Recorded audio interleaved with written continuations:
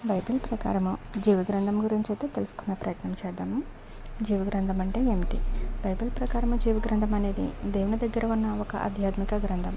ఇందులో దేవుని రాజ్యంలో నిత్య జీవాన్ని పొందే విశ్వాసుల పేర్లు నమోదు చేయబడ్డాయి. బైబిల్లో ఉన్న ముఖ్యమైన సూచనలు: ప్రకటన గ్రంథం 3:5, జయించువానని నేను జీవగ్రంథంలో నుండి తుడిచివేయను. ప్రకటన 20:12-15, జీవగ్రంథంలో పేరు లేనివాడు అగ్నిగుండంలో వేయబడను. ఫిలిప్పీయులకు 4:3, విశ్వాసుల పేర్లు జీవగ్రంథంలో ఉన్నాయి.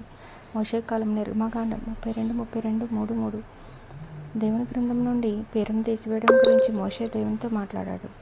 జీవగ్రంథం యొక్క అర్థం: ఇది పరలోక రాజ్యంలో నిత్య జీవాన్ని పొందే వారికి సంబంధించింది. విశ్వాసులు తమ పాపాలను ఉపశమనం పొంది దేవుని మార్గంలో నడిస్తే వారి పేర్లు జీవగ్రంథంలో ఉంటాయి. దైవ న్యాయానికి ఇది ఒక ప్రతీక.